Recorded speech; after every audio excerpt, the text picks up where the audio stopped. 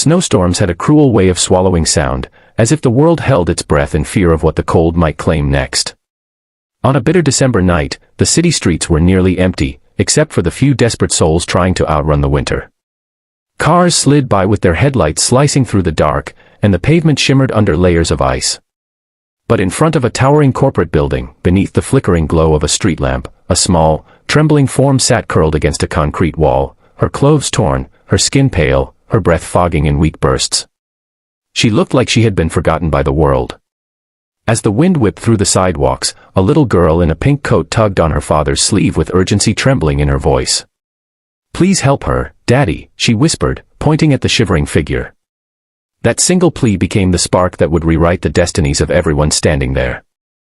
If you believe in kindness, compassion, and second chances, please like, comment, share, and subscribe to Kindness Corner. And tell us in the comments, where are you watching from? Your support truly helps these stories reach more hearts. Arden Hale, a respected CEO known for his fierce business strategies but gentle parenting, had been walking home with his daughter Mira when she stopped dead in her tracks. She was only 6, yet her heart saw things most adults overlooked. Arden followed her gaze and felt something twist painfully inside him. The girl on the ground, frail, shaking, barely conscious, looked no older than her early 20s.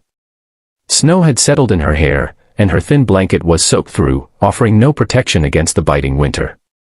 Arden crouched slowly, careful not to startle her, but she didn't even lift her head. She was too weak. In that moment, he realized this wasn't simply an act of charity. If he left her there, she might not live long enough to see sunrise. He gently wrapped his coat around her shoulders, lifting her as if she weighed nothing. Mira held onto his arm, watching with wide, concerned eyes. Together they hurried through the swirling snow toward his car.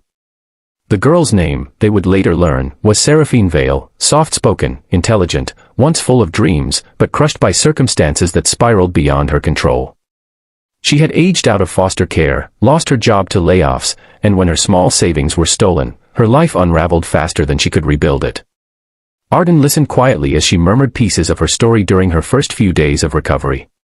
Her voice trembled, not only from cold but from the memory of how quickly a life could fall apart. Arden offered her a temporary place to stay, a warm guest room, meals, safety, nothing extravagant, simply human dignity restored. At first Seraphine resisted, feeling ashamed and undeserving, but Mira's gentle presence softened her hesitation. Mira would sit beside her, offering drawings, stories, and small, innocent smiles that seemed to stitch hope back into Seraphine's heart. Slowly, Seraphine's strength returned. She began helping around the house, then assisting Arden with small administrative tasks to repay his kindness. Arden noticed how determined she was, how quickly she learned, how grateful she remained even for the smallest things. She never asked for more, she only wanted to stand again on her own 2 feet. And when spring arrived, bright and full of possibility, Seraphine made the difficult decision to leave. Arden offered her a job at his company, but Seraphine declined. She wanted to prove to herself that she could build her future through her own efforts, not through anyone's pity. With a firm resolve, she stepped into the world again, carrying the memory of that snowy night as a reminder of the kindness that had saved her life. Arden respected her choice, though Mira cried when she left. Seraphine promised to keep in touch, but life has a way of pulling people in different directions, and months turned into years with no word.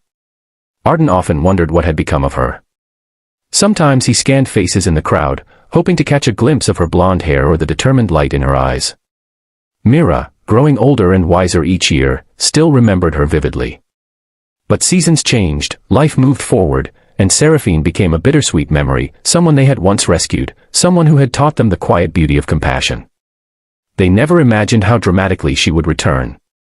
7 years passed before the moment arrived. Arden had been attending a major charity gala hosted by Hale Industries. The event hall glowed with elegance, crystal chandeliers, polished floors, guests dressed in shimmering evening attire. The night's central announcement was the unveiling of a massive philanthropic partnership, a nationwide initiative aimed at supporting homeless youth, providing shelter, education, and career opportunities. Arden had personally funded much of it, inspired by a single winter night he had never forgotten. As guests whispered with admiration, the event coordinator announced the keynote speaker. When she stepped onto the stage, the room fell silent. Seraphine Vale. but she was transformed beyond recognition. She stood tall, confident, radiant. Her hair was neatly styled, her posture strong, and her eyes glimmered with a mix of gratitude and strength. She had become the founder of a rapidly growing nonprofit dedicated to helping abandoned young women. Her organization had pulled hundreds out of homelessness, offering counseling, job training, and safe housing. Seraphine's success wasn't built on sympathy, it was built on resilience forged from pain. When she spoke, her voice carried through the hall like a quiet storm. She shared her journey honestly, not hiding the nights she slept on cold sidewalks or the mornings she woke up believing life had nothing left for her. But then she paused, looking toward the audience with emotion trembling beneath her words. She explained how her life had been saved not by luck, but by a single father and his daughter who refused to walk past her suffering. She said their kindness had sparked the fire that guided her path, that every life she touched through her nonprofit was a ripple of the compassion she once received. Arden felt a lump rise in his throat. Mira, now a teenager, sat beside him with tears streaming down her cheeks. They had once saved her life, but now, she was saving countless others.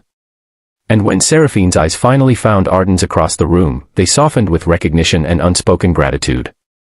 She stepped down from the stage and walked directly toward them. The reunion was quiet, emotional, filled with memories of where they had all begun. Seraphine explained how she had worked tirelessly, college classes, part-time jobs, volunteer work, fueled by the desire to honor the kindness she had been shown. She told Arden she returned not just to thank him, but to continue their shared mission of building a world where no one was left freezing and forgotten on the streets. Her success was no longer her own, it was something she wanted to multiply, to pass on, to spread wherever possible. Across the hall, cameras flashed, but the moment between them remained personal, grounded in something deeper than recognition or achievement. It was the moment where compassion completed its circle. Mira hugged Seraphine tightly, just as she had wanted to years ago on the snowy sidewalk, and Seraphine closed her eyes, letting the warmth of belonging sink into her bones. If this story touched your heart, please like, share, comment, and subscribe to Kindness Corner. Your support helps us continue sharing stories that inspire goodness. Before we end, tell us in the comments, what lesson from Seraphine's journey inspired you the most?